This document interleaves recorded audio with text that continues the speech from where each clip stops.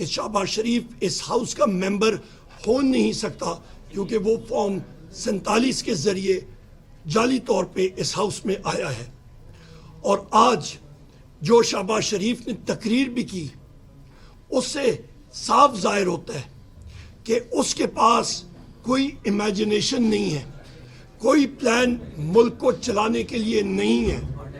اور میں نے اپنے فلور آف دا ہاؤس پہ اپنی تقریر پہ اس چیز کا ذکر کیا کہ شہباز شریف کی تقریر لگتا ہے کہ کسی ریٹائر ہونے والے سیکشن آفیسر صاحب نے لکھی ہوگی, اور وہ بھی کوئی آج سے 25 سال پہلے جو منصوبے تھے وہ انہوں نے نکال کے وہاں پہ رکھ دیے. شہباز شریف کی ہائی لائٹ سپیچ کی یہ تھی کہ ہم لوگ ٹیوب ویل کا سوچیں گے کہ ہم لوگ کسانوں کو کس طرح ٹیوب ویل دیں گے, طریقہ کار دینا, کس طرح اس کو عملی جامہ پہنانا, وہ ان کے پاس نہیں تھا. اس کی وجہ کہ ان کے پاس ملک چلانے کا طریقہ کار یا منصوبہ ہے ہی نہیں.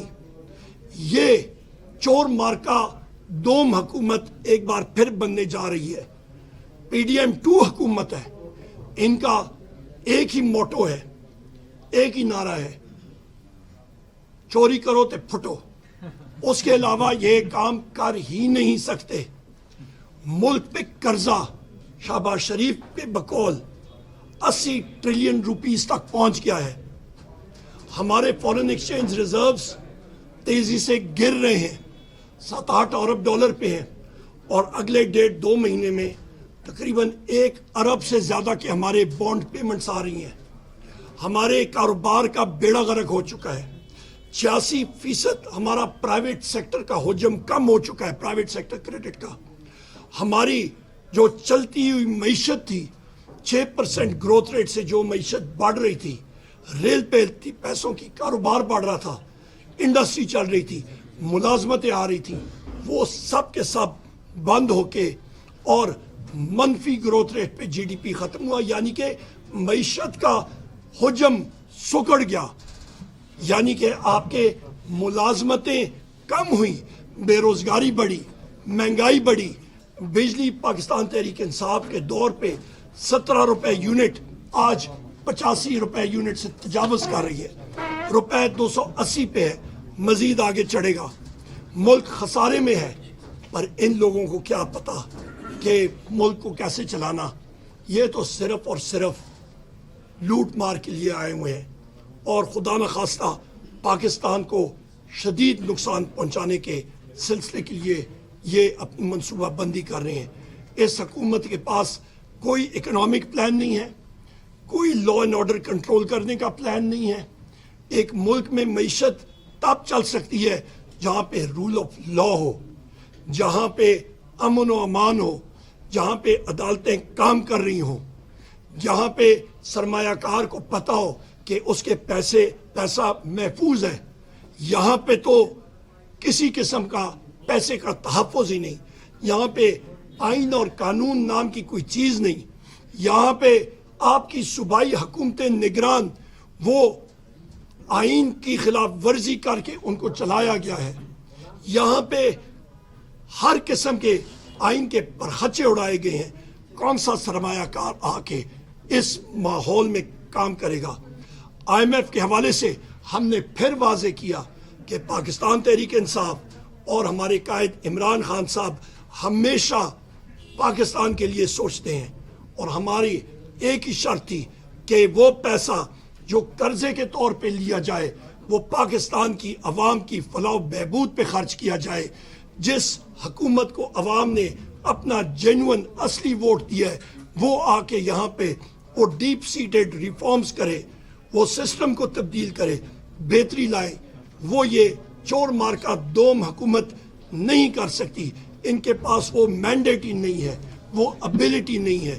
لہٰذا ہم لوگ چاہتے ہیں کہ جو فارم 47 کا یہاں پہ ڈرامہ رچایا گیا, پاکستان کی مختلف ادارے اور این جی اوز ہیں, جوڈیشل انکوائری ہو اور اس کی تہہ تک پہنچا جائے کہ یہ فارم 47 کیوں اور کس وجہ سے تبدیل کیا گیا کہ پاکستان تحریک انصاف کی 180 سیٹیں بنتی ہیں فارم 47 کے ذریعے, اور اس میں ریزرو سیٹیں بنائیں تو 245 سیٹیں قومی اسمبلی میں بنتی ہیں. بہت شکریہ. اوور ٹو بیرسٹر غور صاحب. تھینک یو جی. عمر صاحب نے ساری باتیں کی ہے, میں صرف ایک بات کی وضاحت کرنا چاہوں گا.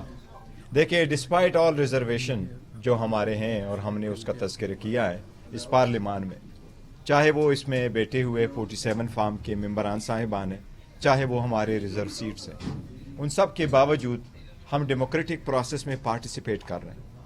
اس کے بھی باوجود کہ ہماری وہ بہنیں ابھی تک جیلوں میں ہیں, ہمارا لیڈر جیل میں ہے جس کو جیل میں ہونا ہی نہیں چاہیے, پھر بھی ہم آگے کی طرف بڑھ رہے ہیں. آج سپیچ ہو گئی, میرا یہ خیال تھا شاید اسپیچ کے بعد ہمیں اس پریس کانفرنس کی ضرورت بھی نہ ہوتی, لیکن 1 گھنٹہ سپیچ کی ہے تقریباً شہباز شریف نے جس کو لائیو دکھایا گیا. 2 گھنٹے سپیچ کی ہے عمر صاحب نے جس میں کئی جگہوں پہ بلیک آؤٹ کیا گیا. ہماری اسٹرانگ ریزرویشنز ہے اس پہ اور شدید تحفظات کا اظہار کرتے ہیں. عمر صاحب کی سپیچ میں الحمدللہ ہی از پرائڈ آف دی پارلیمنٹ, اور خان صاحب نے ان کو چنا ہے.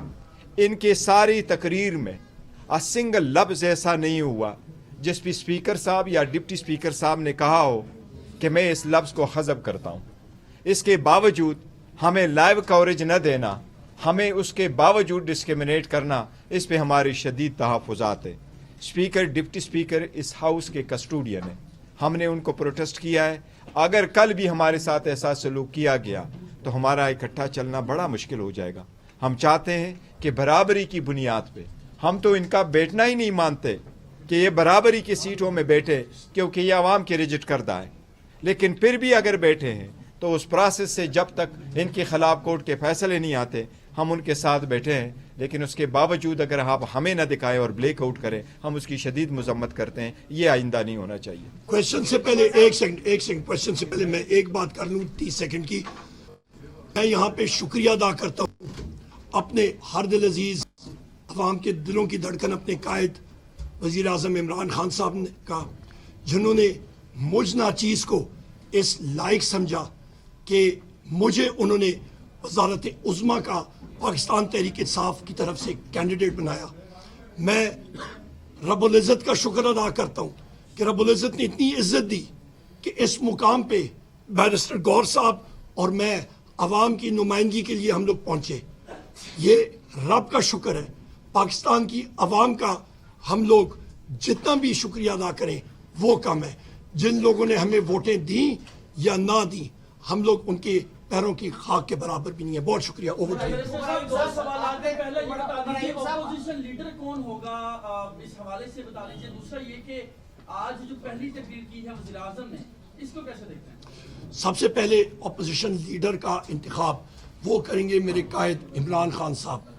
اور دوسری چیز آپ نے بات کی کہ شہباز شریف کی تقریر 0/0 نو پلان, میں نے پہلے آپ کو واضح کر دیا. اس کی تقریر کسی سیکشن آفیسر نے لکھی تھی اور وہ بھی 25 سال پرانی کہیں پہ فائل میں پڑی ہوئی.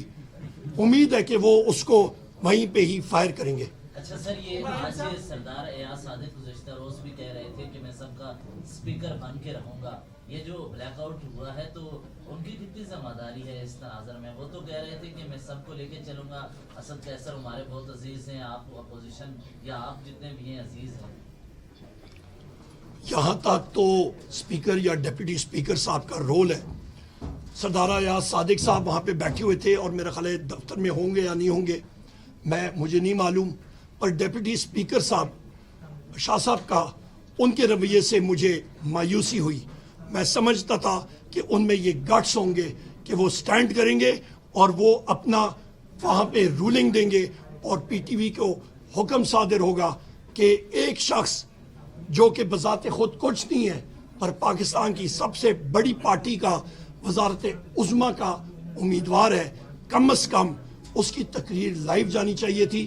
جس طرح کہ میرے بڑے بھائی بیرسٹر غور صاحب نے کہا, میری تقریر میں ایک چیز بھی آپ بتا دیں, آپ کے پاس ریکارڈ بھی ہے کہ وہ غلط ہو یا پھر وہ فیکٹس سے ادھر ادھر ہو, وہ فیکٹس پہ حقائق پہ مبنی نہ ہو, تو پھر بات ہے.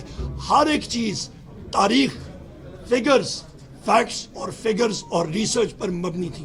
सर जब शहबाज शरीफ साहब तकरीर कर रहे थे तो आप लोगों ने उस पर बहुत एहतजाज किया, नारेबाजी की, जोर जोर कहा, जिसके बाद नवाज शरीफ साहब का हमने चेहरा देखा कि काफी वो उतरा हुआ था।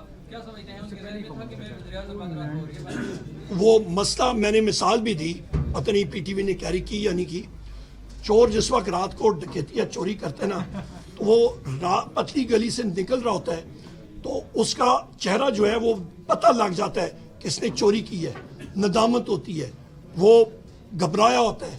तो ये मुस्लिम लीग नून के जो फॉर्म 47 वाले हैं, इनके चेहरों से ही वो पता लग रहा है कि इनको मालूम है, इनके सपोर्टर्स को भी मालूम है कि इन्होंने चोरी की है, अवाम का मैंडेट चुराया है। तो तभी तो ये बात है।